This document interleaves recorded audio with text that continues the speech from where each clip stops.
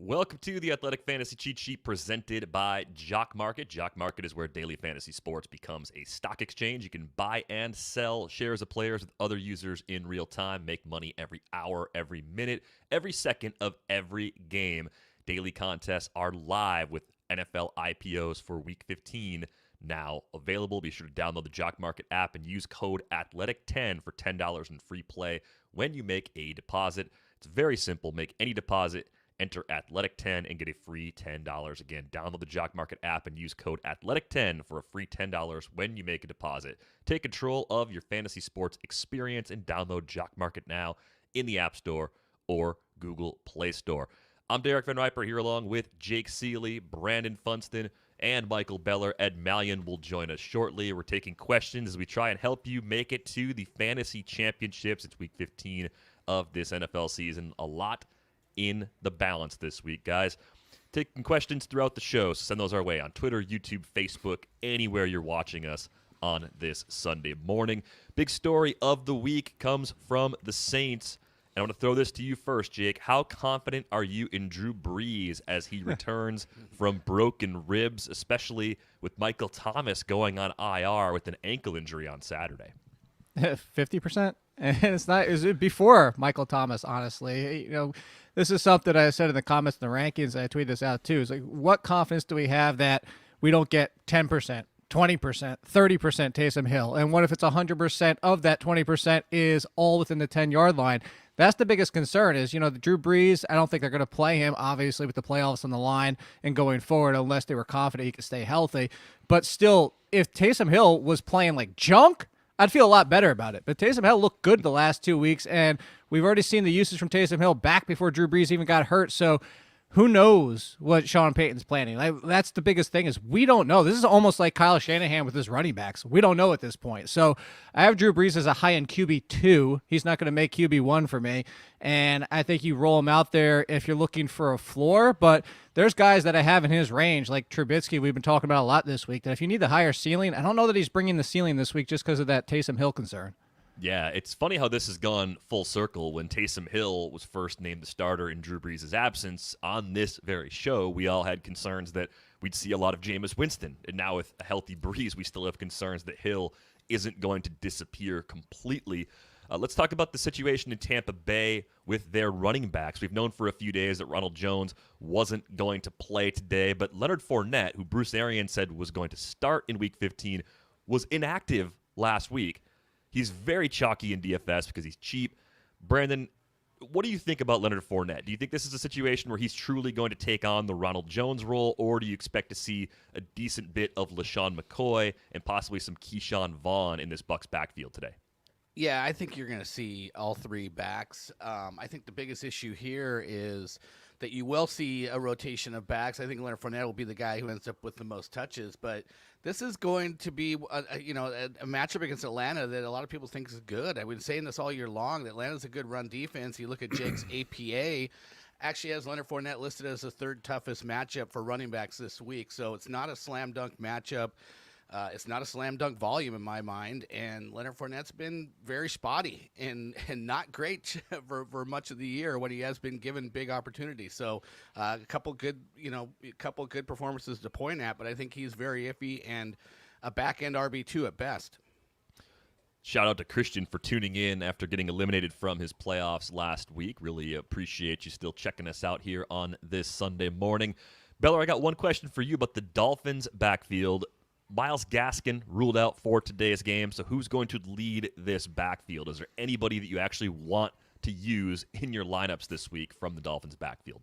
Those are two different questions, right? I mean, I'll answer the first one and say if I have to bet on one of them, I'll bet on DeAndre Washington just because he has been the leader of the backfield in his last two healthy games. We did get a game where both he and Matt Breida were healthy in Week 12, and DeAndre Washington led the team in carries in that week. So I have to answer the question just straight up. I'll say DeAndre Washington ends up leading the team in carries, but the significant fantasy takeaway here is that you just don't want to get involved with this backfield. I think this could be a tough day for the Dolphins with all the injuries they have, having to go up against a Bill Belichick defense that has had a little bit of extra time to prepare for this one.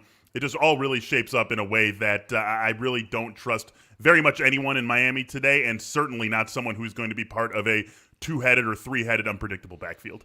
Yeah, definitely one of the least interesting games on the slate with the Dolphins and Patriots going at it today. A very low over-under for that matchup.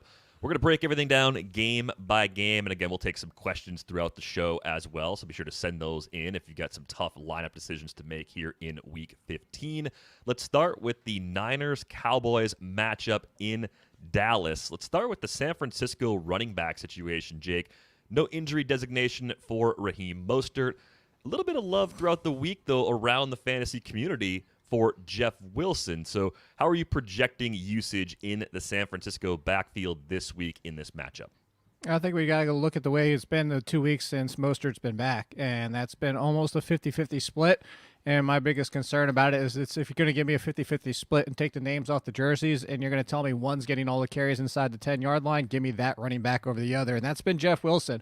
I have he's only a few spots. I mean, looking at my rankings right now, I have Jeff Wilson at RB27, Mostert at RB29. But that's the risk here. And we know Shanahan. It could be Mostert getting 70% of the touches this week because that's what Shanahan does. He goes out there and plays his best matchup. He plays who's ever looked great maybe that week in practice or whatever it might be. But the 2 games prior, like I said, about 50-50. Wilson's getting all the valuable goal line carries, so that's the one I'm going to lean to slightly over the other. If I can avoid both, I would love to, but I know a lot of people don't have that luxury.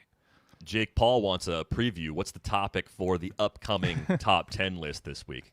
I haven't even thought about that yet. I mean, I have to go through like some of the suggestions and see, because I normally saved Christmas, but Christmas was in a weird space so I did it last week. I don't know. I'm going to have to throw out your suggestions. And Send them in. Think about it. Yeah. We'll crowdsource it. Question for you on this game, Beller. Brandon Ayuk has played very well throughout this season, and obviously no Deebo Samuel with that injury. We've got some news that George Kittle's probably not coming back down the stretch either. But do you play any of the other Niners pass catchers?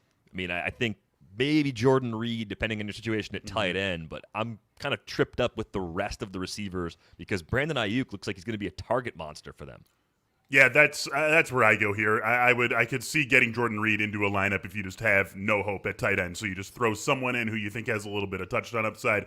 Jordan Reed fits in that huge group of tight ends that we talk about in that vein every single week. Other than that, I really don't want to get involved with this passing game or with any of these pass catchers. It's going to be a Brandon Ayuk target share monster sort of game, and we know what they're going to do with their running backs no matter who it is leading, and I agree with Jake's analysis on Raheem Mostert versus Jeff Wilson. Doesn't really matter. They're both going to be involved. They're going to get Brandon Ayuk the ball in his hands 13, 15 times. They're going to throw some at their tight ends, and then those receivers are going to be fighting for the scraps left over. And this is also a low volume and value passing game as a whole, too. So what slice of the pie you're taking is small. It's unpredictable. It's one that you don't want to get invested in, even if you are tempted by the Dallas matchup.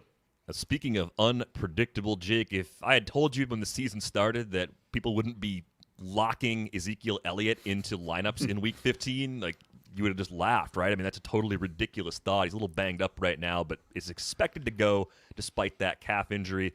How much have you lowered your expectations for Zeke over the course of the season? Where did he check in your most recently updated Week 15 rankings? How about behind almost all of the rookies? That's really what you need to know at this point. Actually, wait, no, all of them, because Dobbins is 16, Swift is 17, Edwards-Helaire is 18, and there's Zeke at 19, right in front of Kareem Hunt and David Johnson. That's where he is now, and it's not just the fact that he's banged up. It's what we kind of mentioned, I think, about a week or two ago and said, the Cowboys are close to being completely out of it. If it wasn't for the fact that it was the NFC East, they would be completely out of it. And I think for all intents and purposes, they are. But you look at Zeke and his contract and no Dak Prescott, you say, why even risk him at this point? Tony Pollard's been getting more run, and I wouldn't be surprised if they shut him down in Week 17, maybe even next week at this point, because why? Why run him out there? Maybe he wants to play. But all that being said is they're sprinkling Tony Pollard a lot. This offense isn't what it was with Dak Prescott. So he falls into this conversation. He's, 12 to 14 touches, and you hoping he scores. So Kareem Hunt right in front of him, same thing. David Johnson actually probably has a higher floor at this point. Yeah, that's the madness of 2020. David Johnson probably has a higher floor at this point in the season than Ezekiel Elliott. A lot has gone wrong for the Cowboys, though. Not having Dak completely changed the complexion of that entire offense. Let's get to a few questions here before we get to our next game. First one comes from Nihal. Jake, please help. I'm down 56-0 playing against Waller and DJ Moore, and I need a ceiling play. Still go JD or Savon Ahmed in half PPR? My whole team plays today. Well, first of all, that's what you get for playing with kickers, band kickers. You shouldn't be doing that. I actually know that's what Bass is. If you're going pure ceiling, like you have to pay attention because Ahmed might not even be active. But if Ahmed is active and you're chasing ceiling, I would just go with him. I would just go with the chance that maybe the first game back, they're like, fine, we're going to give him 18 touches again, and they just weren't enamored with Washington. But J.D. McKissick with Haskins now at quarterback too, he's a pure floor play, and the floor just got lowered a little bit. Yeah, Tyler Bass doing some damage yesterday, too. It was bad enough to have to go up against Waller and Moore so far. CFC fan needs 2 full PPR, CEH, David Johnson, Raheem Mostert, and Jeff Wilson. Also have James Conner, but don't want to risk him not playing. What do you think about that one, Brandon? I might go just with the best floor and the best ceiling, and I think that's CEH and David Johnson. David Johnson is like 10 half PPR fantasy points every week, so I mean it's even better in a full PPR. And CEH, we know he has the highest ceiling here, maybe the highest volatility as well. But I think that way, I think you kind of balance it out. You get a little bit of both there. It's week 15. I'm jumping in and I'm asking a question to the room, to everybody, because I get this question a lot. And I know my answer, but for your guys, because that question, Brandon, you had both 49ers running backs. I see this question a lot in my rankings that say, do I play both? Because I'll make sure I get all of the points from the 49ers backfield. I know my answer, but I just want to throw it out to the room. I'll go first. Generally, no, because I think you're capping your own ceiling. There's only so many touches to go around. It's possible if they smash and score 4 times that each back gets 2, but that's a pretty low probability outcome. So I generally don't do that. What about you, Beller? Ditto. Exactly the same, and especially in that regard that we just looked at there. But even without that, I mean, it would have to be a like Gus Edwards and J.K. Dobbins and not a whole lot of other options situation for me to want to get in on something like that. Yeah, I agree with you guys, and that's why I said David Johnson, CEH. But I would not be shocked if Jeff Wilson and Raheem Mostert combined beat out Johnson and CEH. That's in the realm of possibility for sure. Right. They could all be in between 10 and 15 points, and the difference could be pretty small. All right, Jake, what's your answer? Same thing. That's I like I said, I've answered it a million times. You're capping yourself. Yeah. All right, Matt, good morning, guys. Who to start at Flex this week in PPR? Miles Sanders, Justin Jefferson, or Brandon Ayuk? Wow. Spoiled. There's a reason why you're in the semifinals, I guess. Care to make that decision, Beller? Sure, why not? I mean, there's really no right way to answer this question because these are, 2 top 10 receivers this week and a top 10 running back. I'll go with Miles Sanders just because the running back's got the floor, the touch guarantee, more so than either of these receivers. So that's really just an answer by default. But I would want to find a way to get all 3 of these guys in the lineup. I'd feel like a pit in my stomach having to have 2 of these guys on my bench. Yeah, that falls into the good problem to have category. Speedy wants to know, man, I'm so upset. Who can I get to replace Mike Thomas in the divisional round?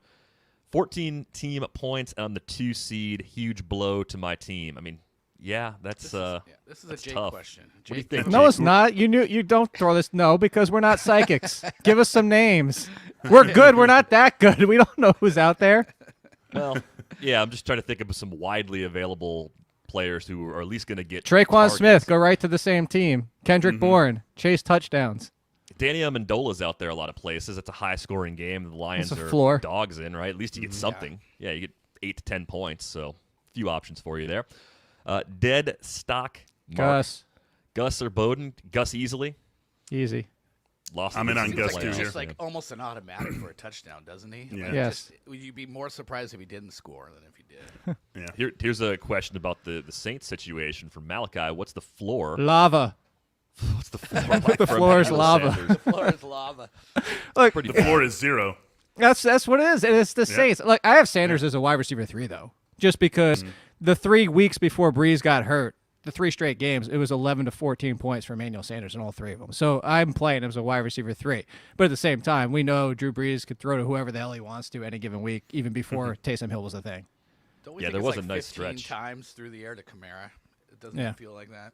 Yeah. Kamara's a DFS smash this week, especially coming in at almost 2,000 less than Derrick Henry. Where Yeah. he would be, yeah. Yeah. Absolutely.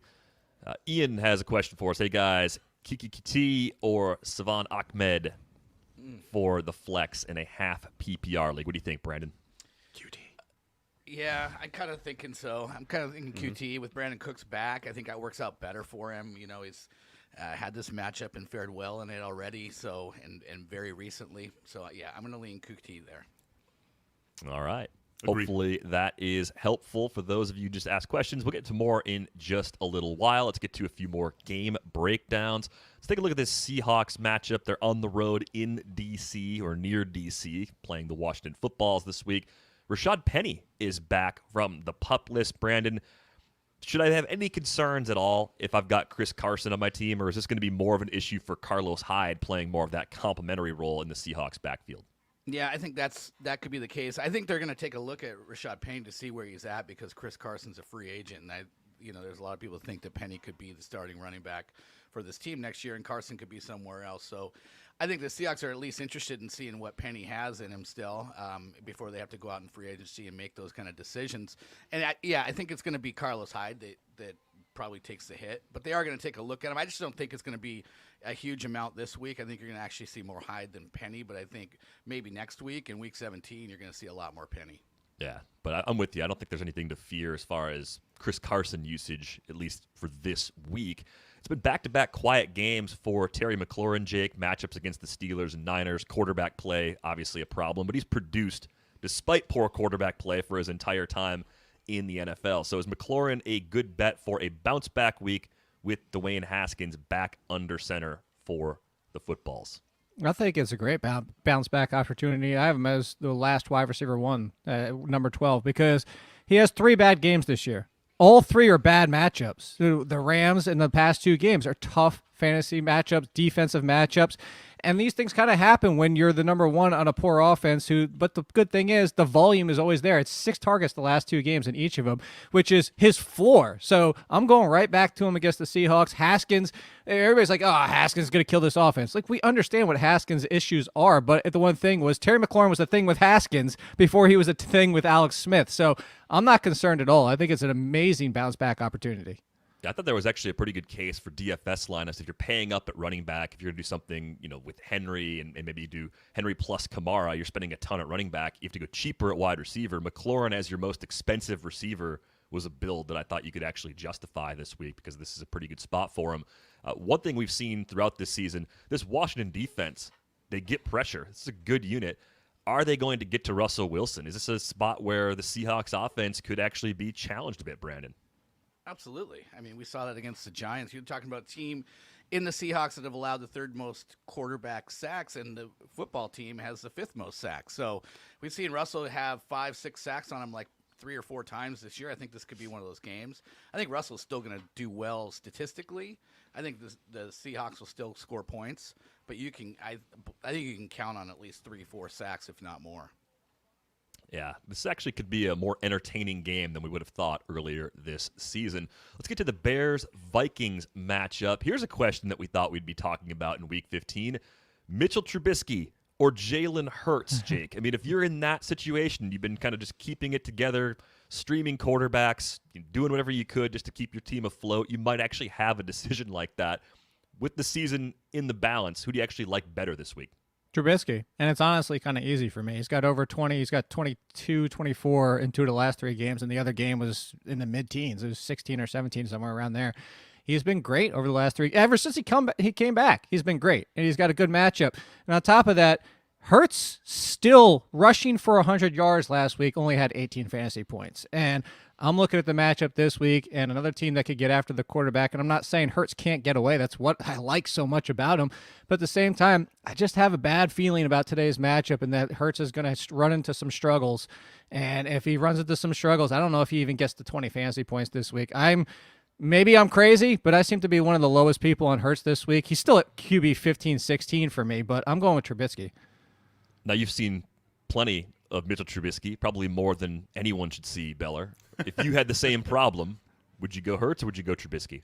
You know what is very interesting, at least in my mind, is that I do have that problem. In a super flex league, Josh Allen already got me off to a great start yesterday, but QB2 is between Mitch Trubisky and Jalen Hurts, and I'm with Jake. I don't need to take up too much time because I agree with everything he said, and we've seen Mitch take advantage of a couple of decent matchups since he's been back as the starter, and the one game where he didn't give you a big fantasy game, he actually had a decent real-life game. It was just the one where David Montgomery was dominating the touchdowns, but he was very efficient with both his completion percentage and his yards per attempt.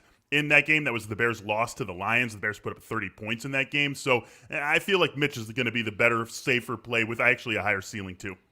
Speaking of these Bears, let's talk about David Montgomery for a moment. He has been on a roll the last 3 weeks, taking advantage of one of the softest schedules in the league, probably the best schedule you could have for a running back during the second half of the season. Is this going to continue? I mean, it's the toughest matchup he has left, but it's still against a middle-of-the-road sort of run defense going up against the Vikings, Beller. Yeah, Jake's been talking about this for, I want to say, even more than a month, looking ahead to the playoff schedules, and he kept highlighting Bears and Ravens, Bears and Ravens, Bears and Ravens, and here we've seen it for Mitch Trubisky and for David Montgomery over the last couple of weeks. David Montgomery really taking advantage of these spots, and the one thing that we always talked about even earlier in the season was that David Montgomery was going to have plenty of volume. So you were already starting him even well before he had these great matchups, but in these good to great ones, you feel even better about him. I definitely think you can keep things rolling today and next week should you advance with him into your fantasy championships. I got a question for you for this week only. Interesting that both these guys are playing in this particular game, but which tight end do you prefer if you're scrambling, looking to the wire, Jake? Cole Kmet, 14 targets now in the last 2 weeks, or Irv Smith? I'll go with Irv Smith, just mostly because I know it's Allen Robinson and David Montgomery and then everybody else. With you look at the situation with Kirk Cousins is, everybody else for the Bears gets sprinkled. Like Darnell Mooney's going to get sprinkled in. Anthony Miller's going to get sprinkled in. But with the passing game for on the Vikings side of it it's Irv Smith and then the other two wide receivers. I know Dalvin Cook's a thing, but you look at what Irv Smith has done without Kyle Rudolph, and he's basically been their third wide receiver. So it's close. I actually have Irv Smith at 12 and Cole Kmet at 13. But Jimmy Graham's still hanging around too. His vulturing touchdowns from the starter and Cole Kmet. So Irv Smith's got it to himself. Yeah, I really like Irv Smith going into next year. This offense is just so loaded right now. I mean, it's almost fail-proof for Kirk Cousins. 9.1 yards per target this season. First 2 years combined, 9 of his first 55 catches have already gone for 20-plus yards. You love that big playability from the tight end position, especially when you have two great receivers drawing defensive attention away as well.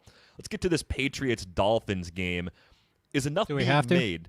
We're gonna try and just cruise through it.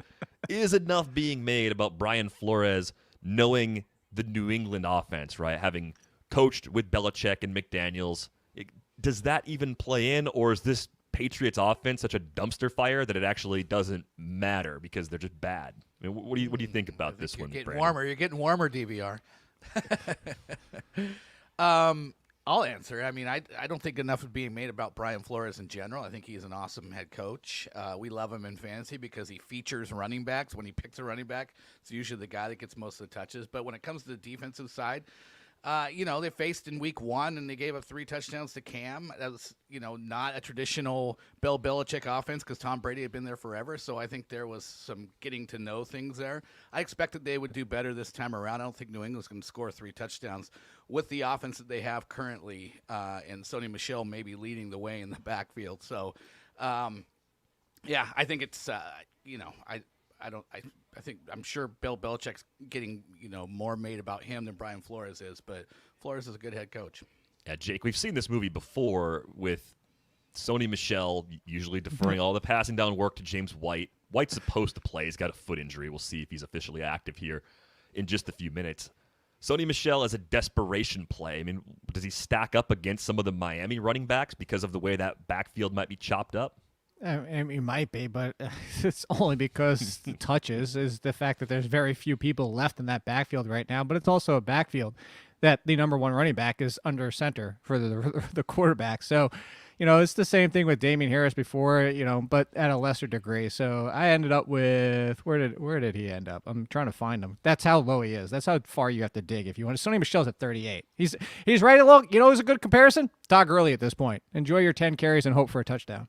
It's so gross. It's so sad, too. It was fun when Todd Gurley was healthy and good in that Rams offense a few years ago. The most interesting player in this game is probably Lynn Bowden, just from a what are they going to do standpoint. I don't really know what to expect from him. I have him as an option in my flex lineup. I could throw him in somewhere. I mean, Brandon, do you have any interest at all in Lynn Bowden this week after what we saw when they lost most of their offense in Miami in Week 14? Yeah, well, tell me, is Devontae Parker playing? Is Mike Gesicki playing? Because that's, that was the story with why he got so much run last week. But he's looked good out of the slot, 7 catches, over 80 yards. We thought he was a running back, but they're using him as a receiver. But he has those running back skills, and they've given him a couple rushes so far. So I'm sort of interested, but it's a high volatility play, and we don't know who's going to end up playing among those other receivers. So I think that kind of impacts this as well. It's certainly an absolute dice roll, but not the worst dice roll in the world. Well, we're getting some breaking news fed to us here. Ian Rappaport from the NFL Network has a source saying that the Dolphins will not have Gesicki, Parker, or Jakeem Grant. So that now I'm interested. Seems to tick all the boxes, right, to open up that path to Bowden again. But something's going to happen. Jake, I see you shrugging, but come on, where are you ranking him? What do you mean I'm shrugging? I was shrugging. You look like you weren't. No, I was shrugging at like the report. We've gotten fooled by Rappaport before. So. Yeah, official word fair. in terms of the inactives coming out here in about 5 minutes. we've got a Rappaport burn. Look, I had Isaiah Ford, who they promoted, by the way, to replace Jakeem Grant. He's way down in my rankings. But just to point that out is I already thought that Parker was fringy, Gesicki was fringy. Both of those were already in the ranks, and that's what I'm saying. They're both in the ranks, and I already had Lynn Bowden as a solid wide receiver 3 because he's their slot option, and it was just going to be a volume play similar to Cole Beasley. I thought that's where the upside was, even if Parker and Gesicki were out there. The concern you have here now is because their pass catchers are going to be Bowden, Isaiah Ford got promoted, who I mentioned. They have Antonio Callaway and Mac Hollins. That's the concern now. Is there going to be enough of a threat everywhere else where Bowden's even going to be able to get much separation? I will play him, but I think it actually becomes riskier now than it did before. Yeah, a lot of attention, I think, is the concern right now. And this offense might just be disgusting today. This game has a low over-under total. It might go way under. This could be 14-13 or some just terrible game that no one wants anything to do with. 7-3. Yeah, it's in the range. Worse than 21-11, which was the score in Week 1. Oh, man. Yeah, I think we're getting something similar. It might be. I don't know. Maybe fire up Mac Hollins for the fact he showed up shirtless in the weather this morning. So that's for fun of it. Yeah, I'm kind of expecting Ed Malyon to have some random Dolphin that he wants us all to play this week who scores on the first play of the game. Antonio Callaway. Watch, he's going to bring up Callaway. Watch. Well, we'll get to Ed here in just a few minutes. Before we bring on Ed, we'll answer a few more of your questions, trying to help you get into the championships. Let's get to this one from Taz. Hey, guys, thanks for the season-long help. Struggling to decide between Miami, San Francisco, and the Baltimore defense. Who would you recommend starting? Is one from that group standing out to you, Jake? I was busy looking up if Marquez Callaway was active today. So Miami, San Francisco, Baltimore. Yep. Taz checks the link. See, you guys should know this by now. Taz is asking everybody else, not me, because he actually checks the link. So Miami, I'll just tell you, Miami's at 5, San Francisco's at 9. And who's the third? Baltimore. Where's Baltimore? 8. So you got 5, 8, 9. Miami would be the play. Yeah, that game's going to be so ugly. Defensive goodness. AJ wants to know, speaking of rookies, J.K. Dobbins or DeAndre Swift in a half PPR flex in a hole after facing Allen and having Davis let him down last night. What would you do if you're in AJ's shoes, Beller? Love them both, but I'm going JK over Swift here. Just feel a little bit more confident in what his role is in Baltimore's offense than what Swift is, although I do think we saw enough of it out of Swift to think that he's going to get back into that full-on lead chair this afternoon. But we just love this matchup, right, for Baltimore against Jacksonville. I think every single person in that offense gets going. Lamar, JK, Gus Edwards is a fine play here today. And after what we've seen from Dobbins the last few weeks, got to believe that the Ravens are going to be very comfortable letting him touch the ball 15-plus times in this one. All right, the Twilight Assassin. Am I crazy to start Pollard over Zeke? Yes, I did check the link. Brandon, that does seem a little crazy, at least this week, right? I mean, as long as Zeke's active, I think he's still likely to outtouch Pollard 90% of the time. I mean, it seems pretty unusual that Pollard would outscore Zeke, doesn't it?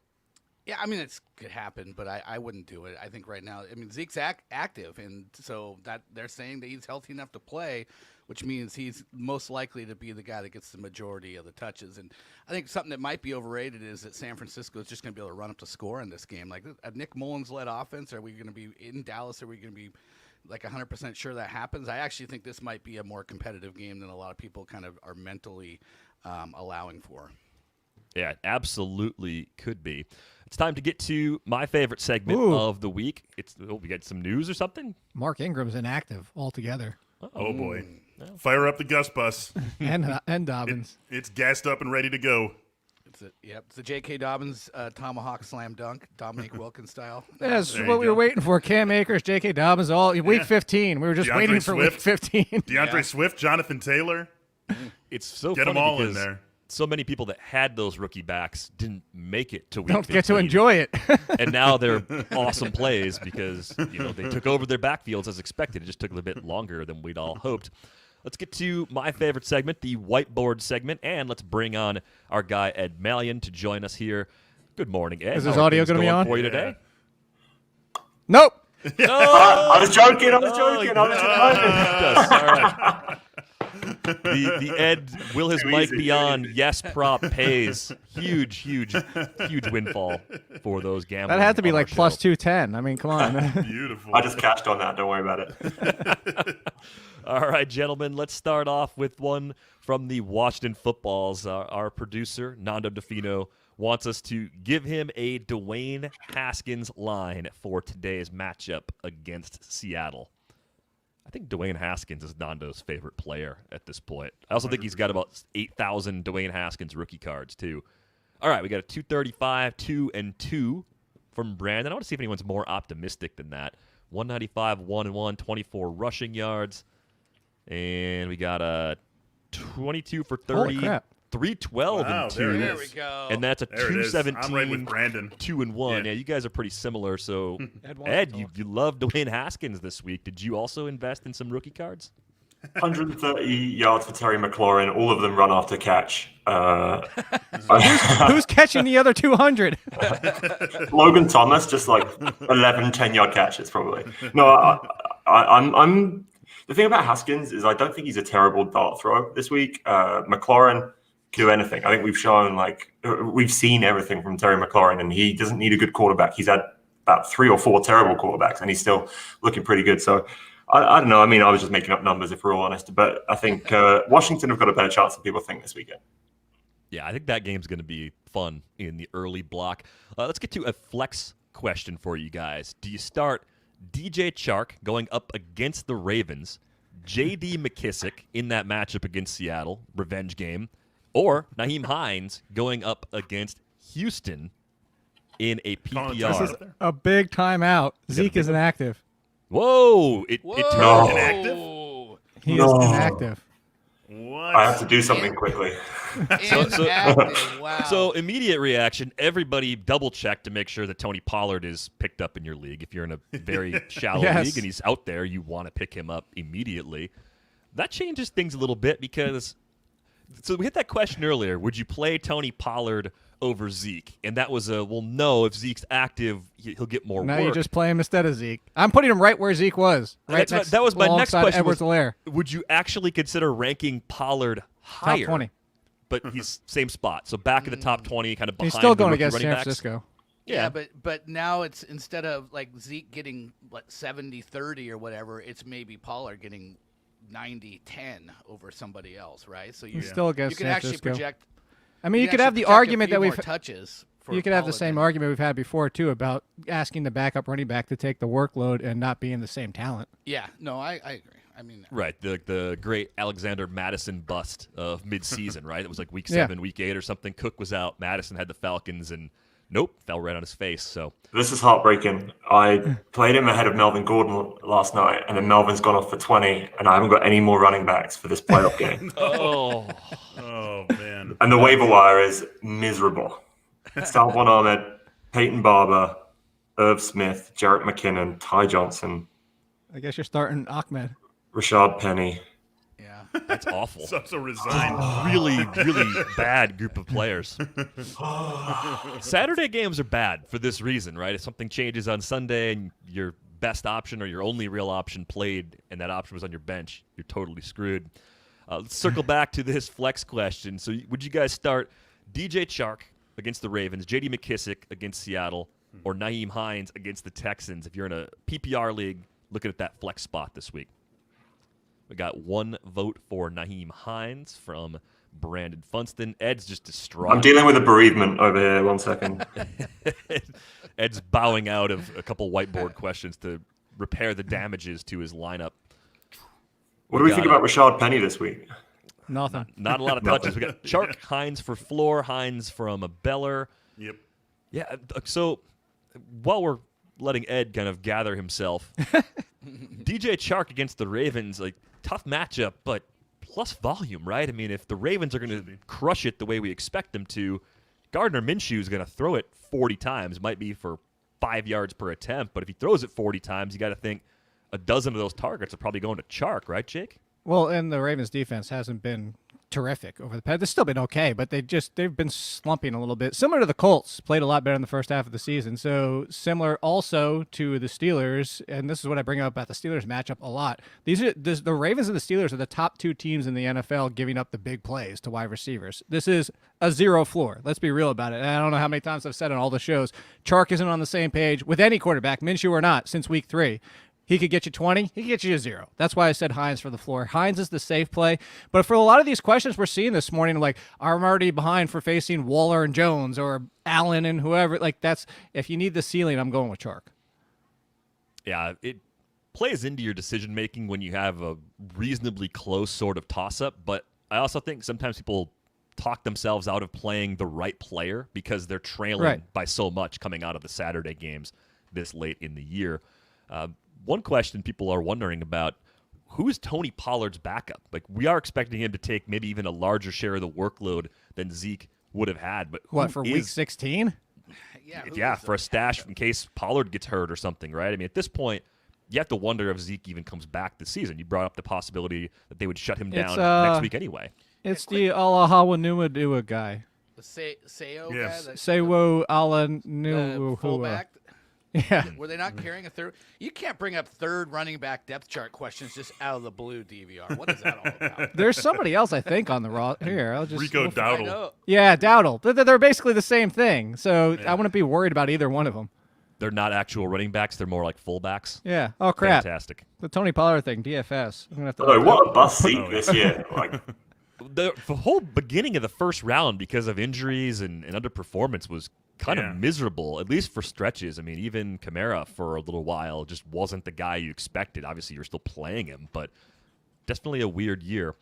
Let's move on to our next question. Which Eagles pass catchers would you start in a half PPR league? Who actually is in your circle of trust for Eagles pass catchers at this point?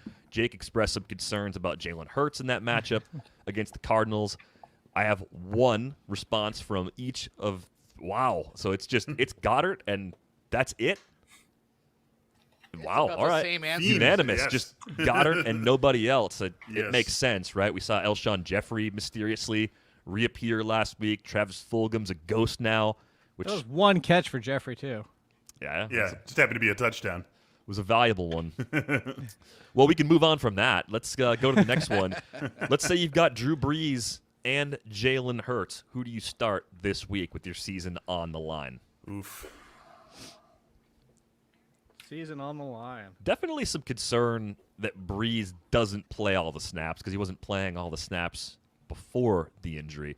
We got a Brees up top from Jake, 3 Hurts from the rest. All right, so Jake, you expressed concerns about Brees, but your concerns about Hurts are just greater at this point. Go back to before Brees getting hurt, and his floor is basically what Hurts just put up rushing for 100 yards. That's why.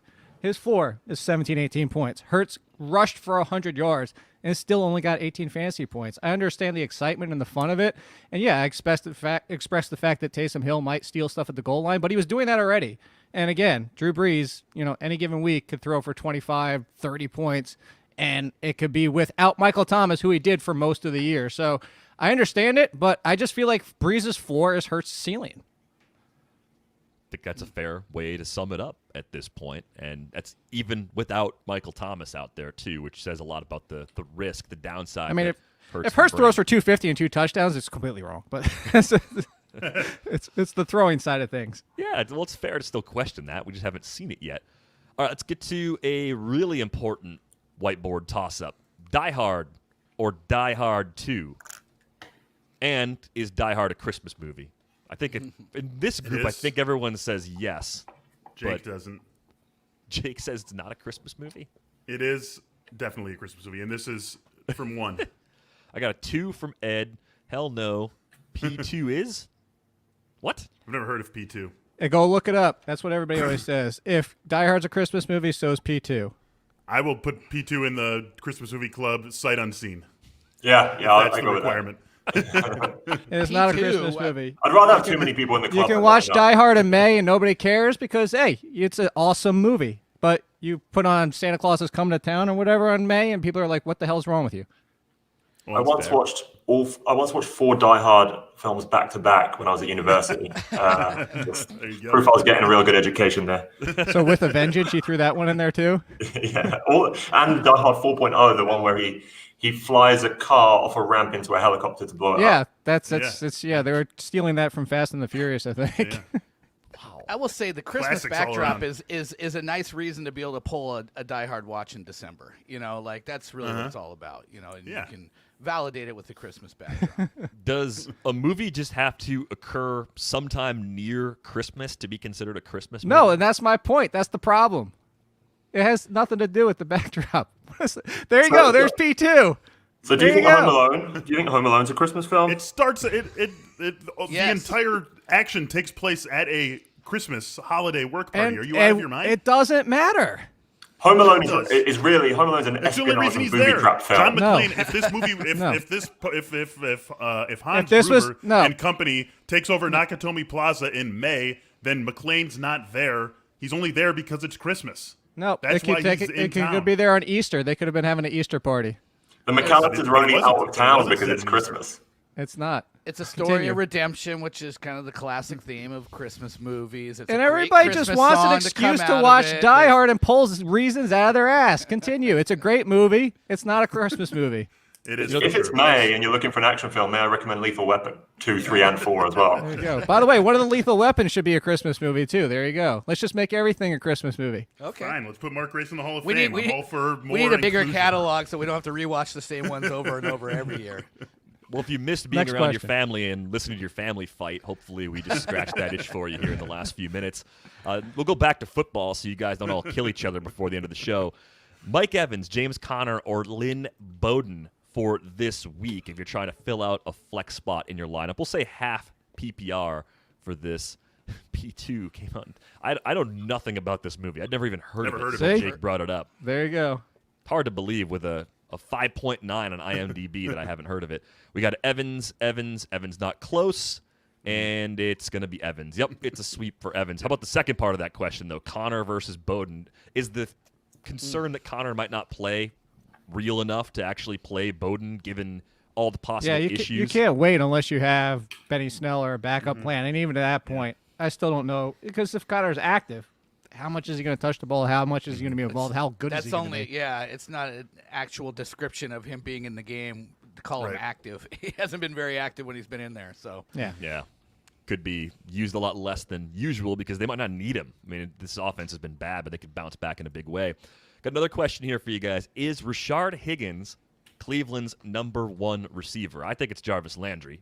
Am I crazy for thinking that it's Jarvis Landry? No, you are right. What- Felix. He's not. Wait, what was the you- yes, no? No to you know you're not crazy, and Is Rashard Higgins Cleveland's number one receiver? Oh, you could argue that, yes. no. Can you make that argument? Go ahead. Argue it then. You He's could not. because because he's been better than Peoples PJ. Jones. He's been better than him. Look, who cares who the number one is? It's between Landry and actually Higgins any given week, and Higgins has been the number one at times. But it's similar to why I said you can make the argument. Now, I would still say Landry, But you can make the argument, it's just who's getting the matchup, who's getting the volume. And there's been games of Higgins, there's been games of Landry, there's been situations for Higgins, there's been situations for Landry. The good news is Bradbury's out for the Giants, and they just had another situation where somebody else got tossed out. They have Isaac Yiadom as one of their starters, who was one of the 5 worst corners in the league last year, who's stepping up. So this could be a Higgins and Landry day. Oh, is their slot corner got put on IR or COVID or something slapped too. So they're just all over the place. Landry and Higgins can both smash today. By the way, we got confirmation, of course, Ronald Jones is not going to play. And if there's any doubt about that, he's officially inactive today. One more really hard-hitting question for you guys. This toss-up is epic, really. Mr. Hanky or Lucy Van Pelt? I don't really know what this is for exactly. Who do you like better? Who's the better character? Who does more damage? We got Mr. Hanky from one Brandon Funston. We've got a howdy ho, Mr. Hanky. Hanky Lucy jerk. I agree. Mr. Lucy is an absolute jerk. Let Charlie Brown kick the football and quit charging your friends for advice. Yeah, right? Yeah, big time. And quit hitting on Schroeder. He doesn't like you. The guy deserves to live without being harassed, you know? Yeah. Exactly. Mr. Hanky's just fun. Mr. Hanky's all about fun. All right, let's get to a few Brits picks. We need desperation waiver guys from Ed, including his own desperation waiver selection to fix his running back situation. Ed, who are you turning to this week as you try to throw a few Hail Marys to salvage things in Week 15? Well, you've just witnessed a live one, guys, so I hope that was great television for you. Baker Mayfield, for the reasons Jake actually just outlined, which I thought were going to be like really original and good and make me look informed. But no, the Giants' defense has been way better than people expected this year, but they've also just lost a few guys through to injury, COVID, etc.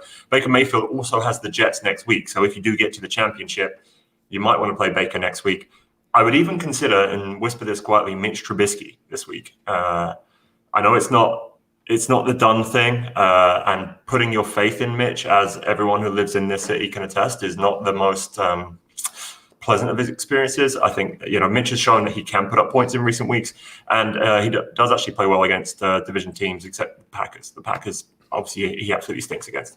So, Baker Mayfield's my favorite, but I would pick Trubisky if I was in a real hole this week. I think trust in Trubisky outside of Chicago is actually reasonably high this week. I think if you did have a map, is it really? If you had like a heat map of people who are actually starting Trubisky, it'd be like cold blue around Illinois, but it'd be red just about everywhere else for people that Not right have here. him. Big red dot at the Beller house. Yeah, I'm sure you won't be disappointed. What about the running back position, Ed? We talked about Lynn Bowden a little bit earlier, maybe getting a lot more touches with all the injuries in the Miami offense. We saw the script a bit in the second half last week when they lost all those guys. Who else do you like at the running back position, though? Well, if you remember, he was my one last week, my dart throw last week. I dropped him about half an hour ago in favor of Irv Smith. And that means, obviously, that I'm having to do Salvon Ahmed instead. Bit of a disaster. So there's not much at the running back position. I was just looking, as you all witnessed, there really isn't much there. I don't like any of them. So if you haven't got a running back, you're screwed. I'm sorry. Maybe it's a little easier at wide receiver. You mentioned that, well, there's some tight ends we'll get to in just a minute, but at least receivers, I feel like you can always find somebody. A Danny Amendola, like I mentioned earlier, a slot receiver who will play in a game that might be above average in terms of its over-under total. So what receiver stood out to you this week? Well, it depends if you want the floor. I think Jake talks about this a lot. If you just want a floor guy, if you're the favorite, maybe you've got some points on Thursday night or on Saturday, and you just want a floor guy, I think Sterling Shepard against Cleveland could be in for something. I think Colt McCoy is a limited quarterback, but he can throw the underneath stuff absolutely fine. Emmanuel Sanders is on the waiver wire in my league, and I think with Breeze coming back, I way prefer him. With Taysom in the team, it was a bit up and down. Obviously, Taysom Hill, is he a quarterback? We don't really know. But Breeze throwing to Emmanuel Sanders, I do like. So if you can go and get someone like that, then go ahead. The other options I really didn't like, except maybe Josh Reynolds. How about Donovan Peoples-Jones for those in really deep leagues? You wrote him on the board a little earlier. Well, you like him as a desperation? My thing about Peoples-Jones, I thought he was a really talented guy in college. I think that he's probably going to be the third receiver in Cleveland. It's just that they've got Darrell Hodge and Higgins kind of getting in the way, but Peoples-Jones is capable of those big plays. He's like, let's say he's like a bargain basement version of Chase Claypool. That's fair. Let's move on to the tight end position. This has been your sweet spot all season long. Who jumps out at you as far as possibly available tight ends for this week? Irv Smith was one that's available in a lot of the leagues I was looking at. 16 points last week. We know that Carl Rudolph is out, so up against the Bears, who have been pretty weak. The Bears have got a good defense, but I think they're like 29th against opposing tight ends. So I really like that one this week. The other tight end in this game, Cole Kmet, obviously former Notre Dame Fighting Irish, and he's been kind of growing in stature throughout this season. He's a hard runner. Like, he really kind of gets his head down and bulldozes through people. He's a big guy. He can catch. And Trubisky seems to trust him. So those two I do like. There's also Dan Arnold, who's, as you know, a favorite of this show. And Arizona.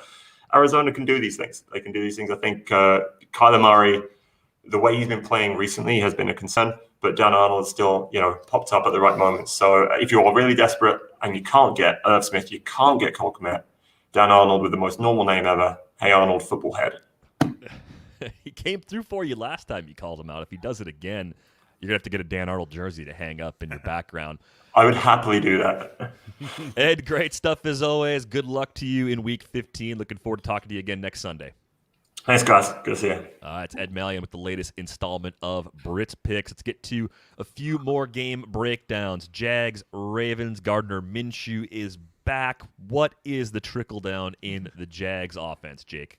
The trickle down is, like I said, it makes Chark a boomer bust play. I think Keelan Cole comes back to relevancy as a wide receiver 4. Chenault still in that same range as Cole, but there was a real connection with Cole earlier this year where he was valuable week in and week out.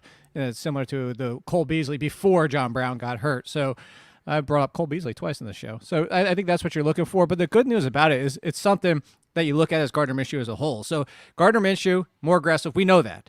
But let's talk about Gardner Minshew, too. He knows the job isn't his next year. He's got nothing to lose. You don't think he's going to go out there and try to throw for 300 yards and 3 touchdowns, especially when they assumably fall behind early in the first half to this offense with the Jaguars' defense as poor as it is. So I have no problem. If you're just going boom, hell, I'm going to let you know right now, I have a DFS lineup with Gardner Minshew as my quarterback. I just go for it.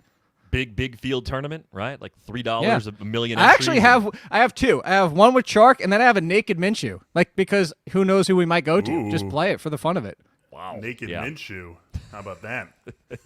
I don't know what that means to you, but I'm not going to ask. The wink says it all. The wink says it all. I'm just going to go to my next question. Is Lamar Jackson back to being Lamar Jackson? Jake told us time and time again on pods, on the live stream, look at the schedule. The schedule at the end of the season, the fantasy playoffs, is gold. Is this just the guy taking advantage of that great schedule, or do you feel like he's starting to put the pieces back together to get back to the level he was playing at last season? A little of both, right? But I mean, if you look at his recent games and you put him against his 2019 game log, they're indistinguishable from one another. He's giving you enough through the air. He's putting you over the hump through the air, and he's getting the bread and butter done on the ground. 9 carries for 124, 2 touchdowns last week, 13 for 94 and a touchdown the week before that, 13, 11, 13, 16 carries per game going back all the way to week 8. I mean, this is what we expect from Lamar Jackson. He's been doing it for us. No reason to think he won't do it against Jacksonville today or against the Giants next week. You could very well be celebrating a fantasy championship with Lamar Jackson as your QB. Yeah, you absolutely could. We've talked a lot about this Baltimore backfield on the show. Dobbins, Gus Edwards, I think both very startable in this matchup. Let's get to a few more questions. We're going to help out as many people as we can. The Twilight Assassin. Holy moly, did I accidentally curse Zeke to being out by asking to start Pollard? Yes, you did. You get all the credit for Twilight Assassin. I mean, come on. Look at the name. Yeah, no accidents there. Michelle wants to know, pick 2 in a PPR league, Mostert, David Johnson, Hines, or Gallman. What do you think about that one, Jake? That's what I think. Oh God. I'm worried about the Giants' offense with Colt McCoy, but the floor here is David Johnson and Gallman. If it's my team, though, and I'm just going for some upside here, I mean, David Johnson and Mostert, the Hines is a floor play, too. I think Jonathan Taylor's taking that backfield. Just go Mostert and David Johnson for the fun of it. Swap out David Johnson for Gallman if you want to, but David Johnson, Mostert for my team. I'm the same. I'm with you as well. I think you're right. I think it's Mostert and David Johnson from that group. Trevor, Carney 6, Mac Hollins, ? Yeah, I mean, kind of fits into the Ed's dart throw section, I think, for this week. I told you, he came shirtless. Fire him up. He's ready. I believe this season players who warm up shirtless in game temperatures under 32 degrees have averaged 14 fantasy points per game. But isn't the game in Miami? Well, that's not impressive at all then. No, but it was just that he showed up shirtless with a mask on. Either way, when you're shirtless, you're ready. If it was in New England, it'd be a lot more impressive. Yeah, Tony Pollard. What do you? Tony Pollard Yes. Yeah. is the Without answer to question. almost every single question at this point. A lot of Pollard questions coming in. Pollard over Lynn Bowden. Pollard Yes. over Jeff Yep. Wilson. Tony No question Pollard. there. Yep. He's walking into 15-plus touches, if not Pollard more. or Hunt's good though. This one's tougher from Justin. Yeah, Pollard or Pollard. Kareem Hunt. Pollard for Jake. What do you think? I had just before this had moved Pollard ahead of Hunt. Is it a sweep? I'll make it. Yeah, it's a sweep. Hunt's great. You guys know I'm a big Kareem Hunt fan on this show, but I'll go Pollard there. I'll go Pollard, Murray, Wilson for those 3 questions that were just up there. And Godwin over Cup. And I would go Godwin over Cup also. Yes. Game script's kind of a big factor there, right? I mean, the Rams may not have to throw for very long in that matchup today. It's a great matchup for Cup though, and especially Robert Woods isn't 100%. I like them both a lot. I think I'm still going Godwin. He's got to hope that he crushes in the first half just because there might not be volume for him in the second half.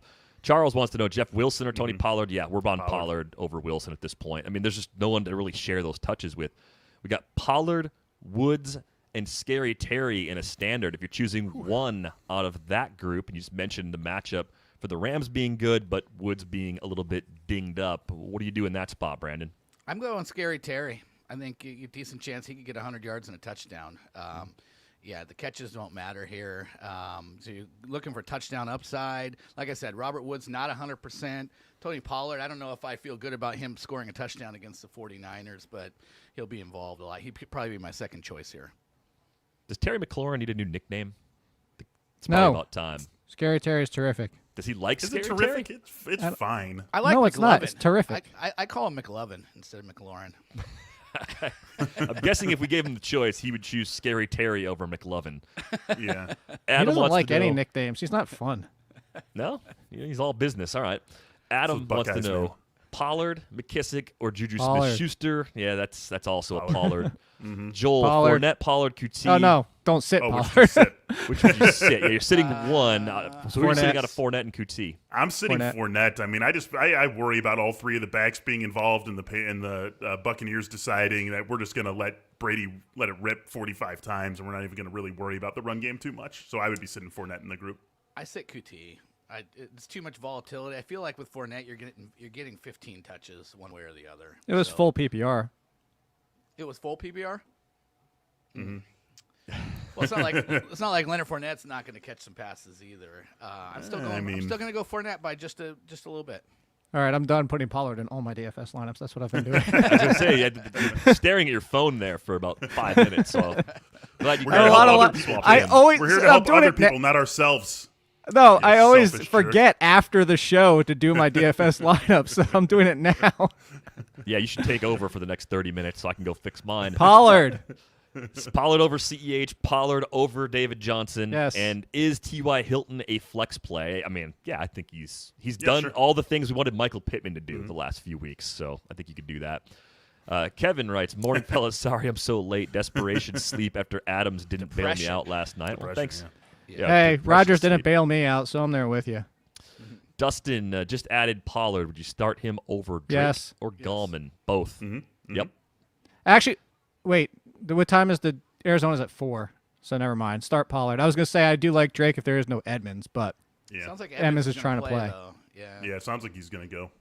Here's one from Jared. Need help. Hollywood Brown or Sony Michel? I think against the Jags, I'm playing Hollywood Brown. I mean, he's really touchdown dependent, but I don't want Okay. anything to do with that New England backfield.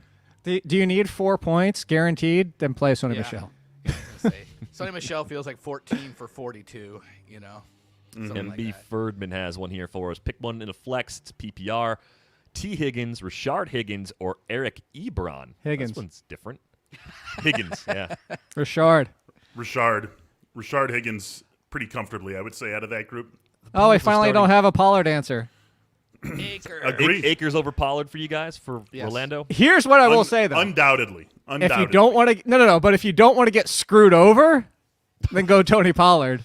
Like Screwed there's by always the workload, yeah. McVay chance There's always Tony- indication. There always is. We should caveat all this Tony Pollard by saying that while he is going to be the right answer for a lot of these, and he's easily in the RB2 discussion, he wouldn't be the first guy who we would be just getting into our lineups by default because of the increase in volume, because of his starter being out, who would disappoint if he does end up disappointing, right? I mean, he has been a career backup for a reason.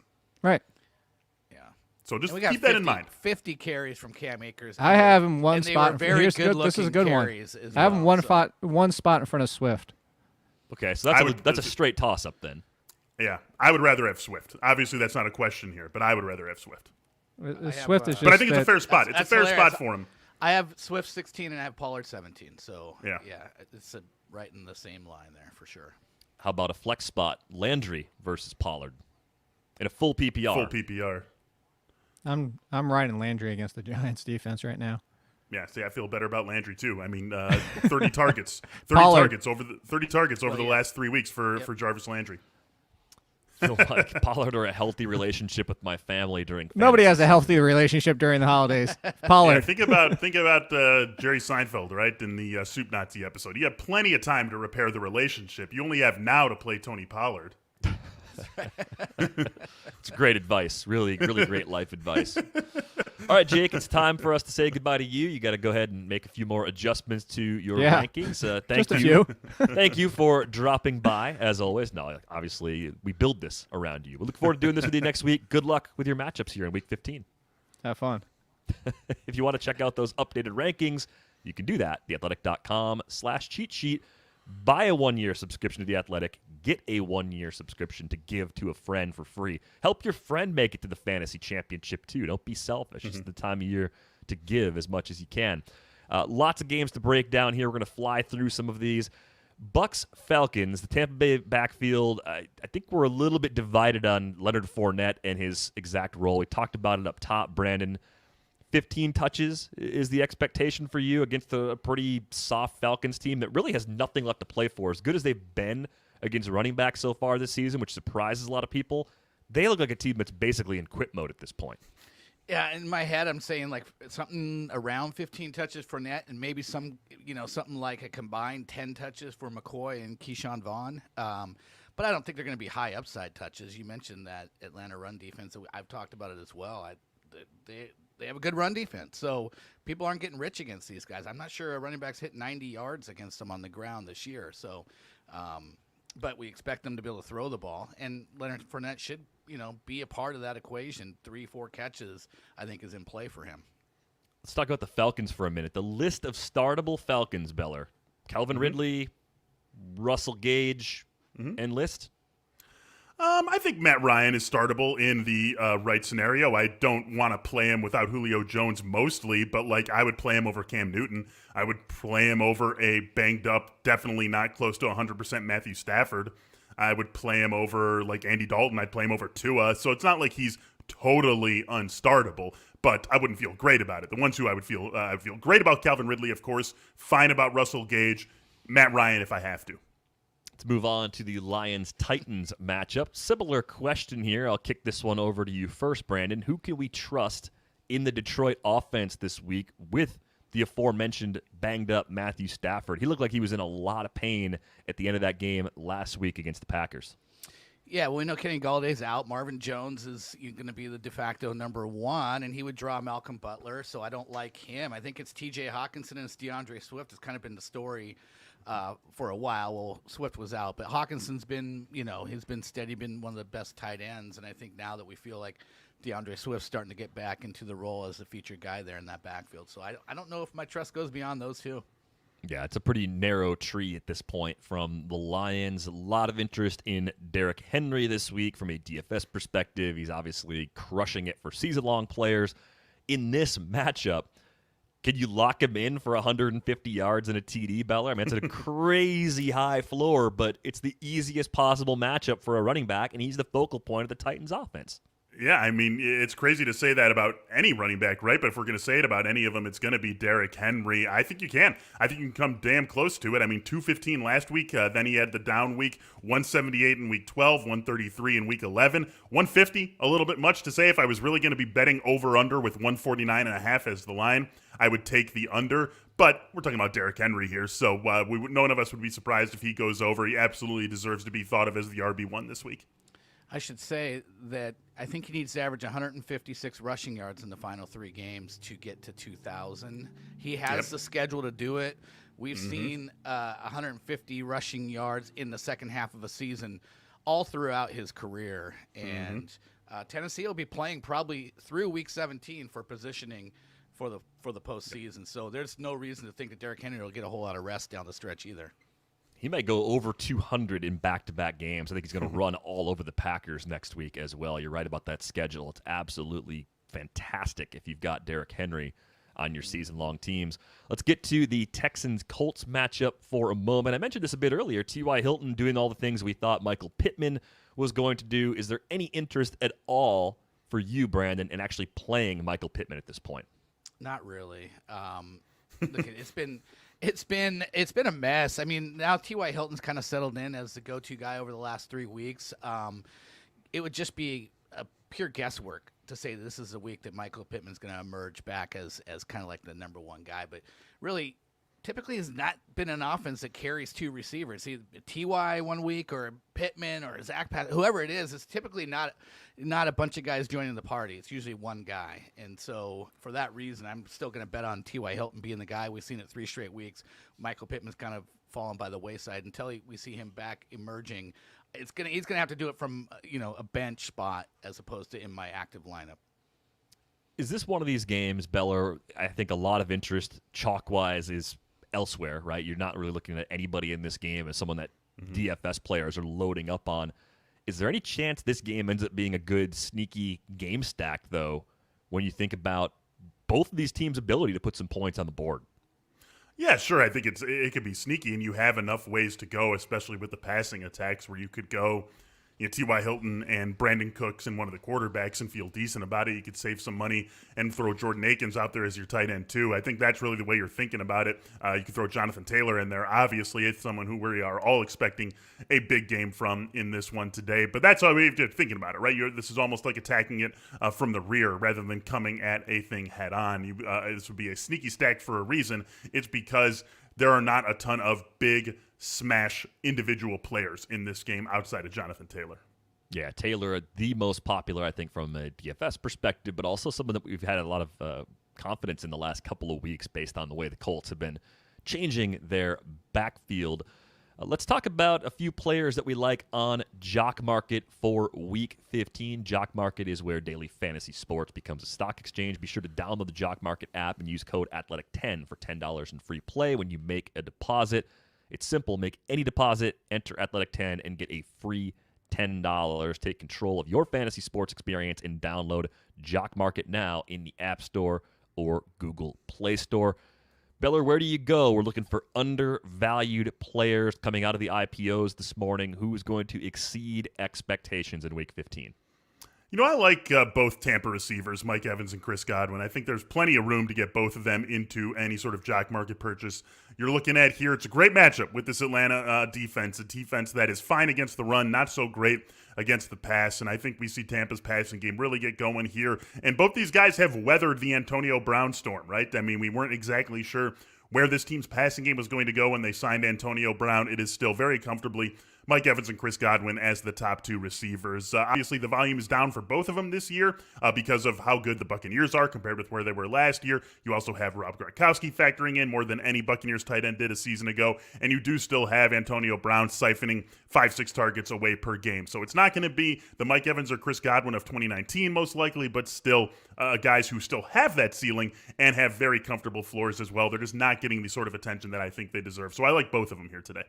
Now, there's a running back that really stands out. I mean, the rookie running backs as a whole are getting a lot more usage now than they were at the beginning of the season. And I think relative to the rest of the class, DeAndre Swift isn't getting as much hype this week.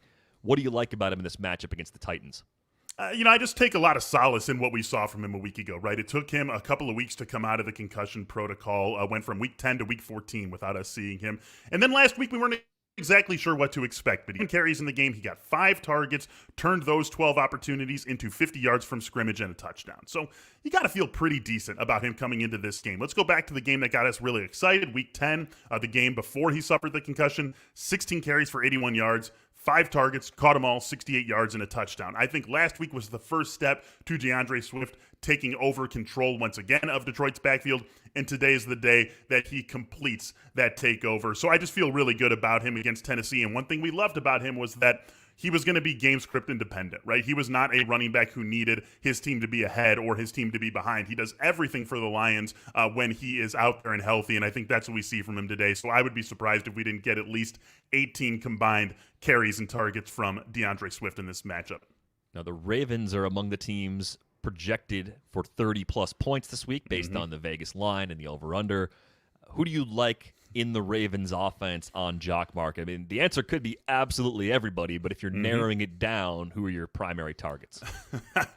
Unfortunately, I'm not really going to narrow it down for you too much here, DVR. I just want to get Lamar and Dobbins in there, and those are the 2 guys who are available to you in JockMKT. We've talked a lot about these guys. I mean, anything can happen in any given game, but you look at this matchup between the Ravens and the Jaguars, and it's hard to see it going off the script that we expect, which is the Ravens absolutely dominating this game on the ground. So I really just like Lamar and Dobbins for all the reasons that we've said over the last 70 minutes.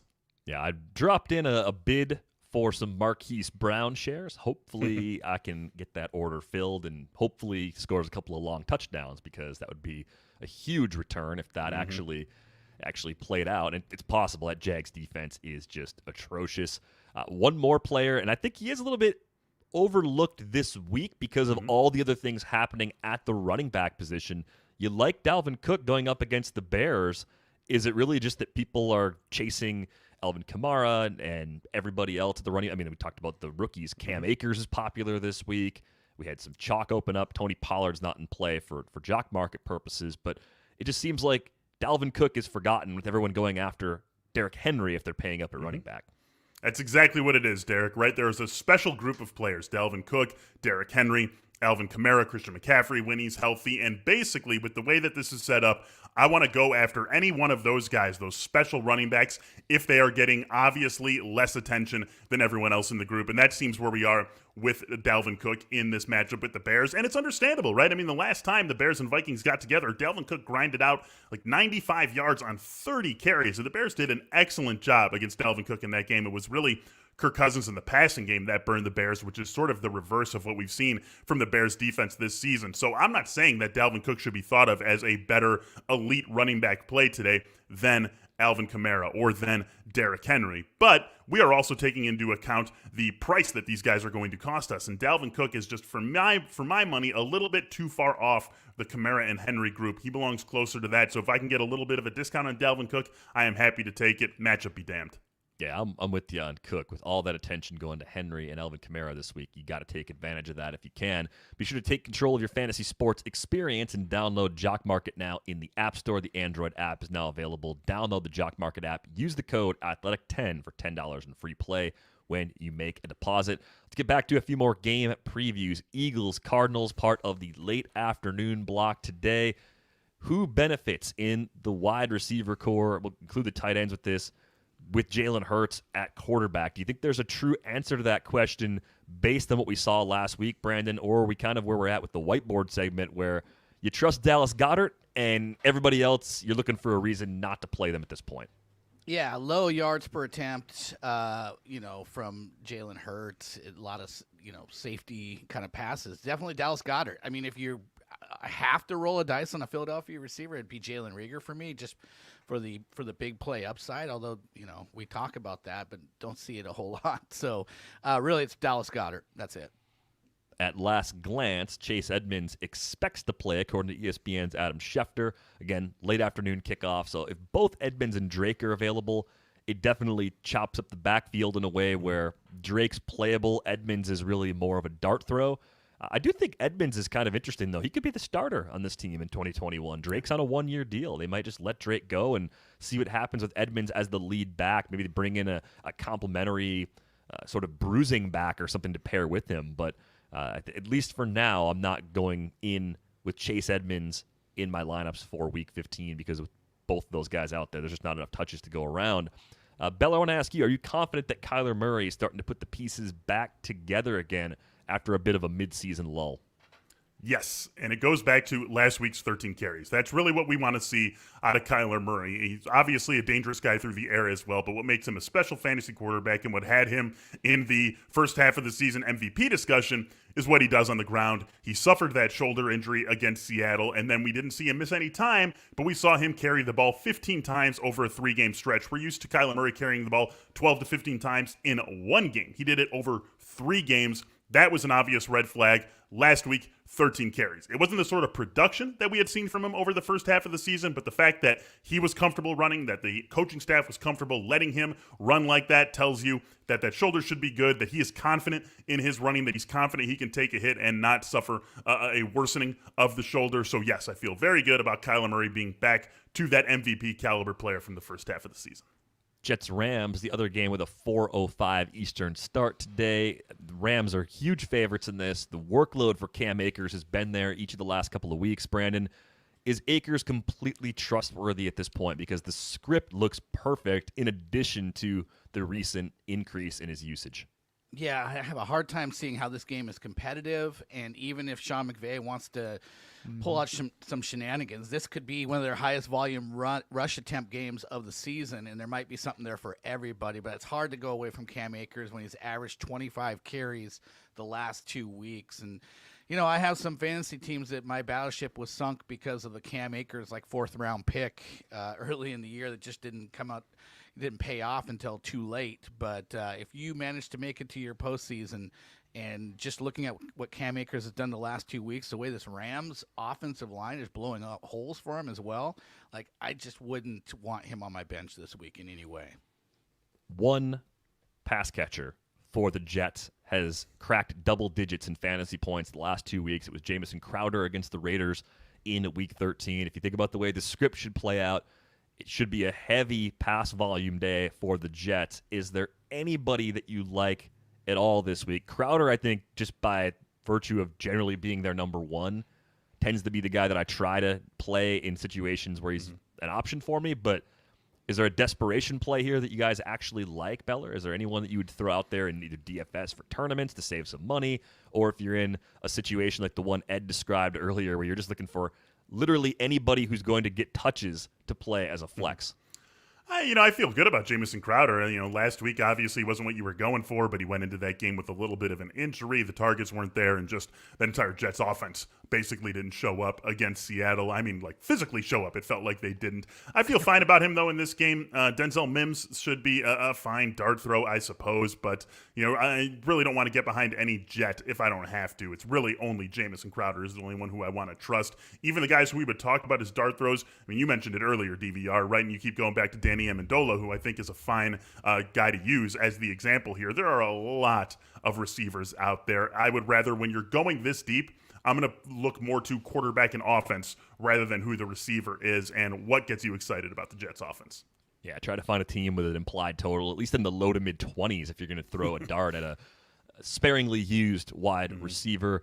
Will Frank Gore get 20-plus carries? I mean, if they're tanking correctly, they'll just run Frank Gore every play. Gore will touch the ball 32 times, and that'll be every single play. And you go for it on 4th down and just keep running Frank Gore and lose the game as quickly as possible. Run clock, give the ball to Frank Gore, 32 carries for 64 yards. You lose 63-0, and you get on with it. Don't screw this up, Jets, because it's a big deal to get this right. Let's talk about the Chiefs-Saints game. That's where the attention will be in that late window, and for good reason. It's Alvin Kamara chalk week in DFS, especially with Michael Thomas's absence and, of course, the return of Drew Brees. It was still weird to me that Taysom Hill didn't throw to Kamara more. Who leads the Saints in receiving this week? Is it clearly Kamara, Brandon? Yeah, I mean, it feels like almost like a 7-catch, 70 receiving yards is almost flourish for him. But with Michael Thomas out, I just don't see how, and Drew Brees back, I don't see how Kamara just doesn't eat all day long in the passing game. And what could be a track meet, if Kansas City does what they normally do. there's going to be a lot of passing down situations. This is the Willie Roaf Bowl, as I believe Willie Roaf himself described it on Twitter just now. I wonder, like, beyond Kamara, how far down the pecking order in pass catchers are you willing to go with this Saints offense? I mean, there was some concern expressed earlier about Emmanuel Sanders having a literal donut for a floor, and then you've got Traquan Smith being pretty up and down. Jared Cook tends to hurt fantasy owners at the most unexpected times. I mean, everything here points to a high-scoring game, a shootout, a very fun game. Where do you draw the line, Beller? Who really gives you some pause in the Saints offense? You know, the one who I'm excited about actually is Jared Cook because of what the tight end position is. And in Drew Brees' starts before he suffered the rib injury, we had Jared Cook score 4 touchdowns. And, you know, so I think that Jared Cook is someone who jumps right back into that touchdown group. He has touchdowns in both of the last 2 games started by Taysom Hill as well. So now we're talking about a guy with 6 scores on the season, and we keep talking about this group of tight ends and, you know, hope for a touchdown. And it seems like Jared Cook gets overlooked in that group, even though he's someone who we know what to expect from. He could have 0 catches. He could have 2 targets and 0 catches in this game, and no one would be surprised. But I like this offense with Drew Brees back under center. I still think it's going to be a competitive game, although I do like the Chiefs to win and cover. And I think Jared Cook is someone who we should be thinking about as one of the better plays, in fact, in that pray for a touchdown tight end group. So I feel pretty good about him, actually, as a low-end tight end one. Now, on the Chiefs side of this, Brandon, Clyde Edwards-Helaire popped up in a decent number of questions that we've helped out for some of our viewers in this show, and it's just been more inconsistent than we expected. The highs are still pretty good. It's just the lows absolutely kill you when he comes out and gets 30 or 40 yards from scrimmage and doesn't score. It's a completely miserable experience. I think he's going to be fine in this matchup. I think part of what the Chiefs need to do in these next couple of weeks is figure out how their running game complements what they do through the air. And I think maybe seeing Le'Veon Bell for a few weeks, they're beginning to realize that Clyde Edwards-Helaire is just a clearly better player. So I'm a little more confident than I have been the last few weeks in Clyde Edwards-Helaire. Do you share that optimism? Yeah, well, I don't share it. No, I think it's guesswork still with him. I have him as a back end RB2, and I think it's, you know, you look at him and you say it's like a David Johnson, where, you know, David Johnson every week is giving you 11 half PPR points. Well, Clyde Edwards-Helaire's ceiling is way higher than that, but his floor is he could give you 3 points. And I think you have to look at your lineup and how it's constructed and what you're projected to do versus your opponent and go, do I need that 11 points from David Johnson, or do I need someone who could get me 20 points like Clyde Edwards-Helaire if things kind of align? So he's a high risk, high reward guy that you have to put kind of in that back end RB2 range to bake in what he is. We got 2 pretty gross primetime games tonight and tomorrow night. Browns-Giants is the Sunday night game. Really just more of a factoid to pass around. Nick Chubb and Kareem Hunt have gone over 100 yards from scrimmage in the same game on 3 occasions this season, weeks 2, 10, and 14. I'm not sure they're going to get there tonight, but they do have the Jets on tap in week 16, so I think they're both going to get there in week 16. I'm still getting a little bit tripped up by the depth receivers here. It sounds like there's more love on this show for Rashard Higgins at this point than there is for Donovan Peoples-Jones. I think that makes sense based on recent usage. But how do you see this game playing out, Beller? I kind of feel like the Browns are just going to win easily, and Nick Chubb's going to have a monster night.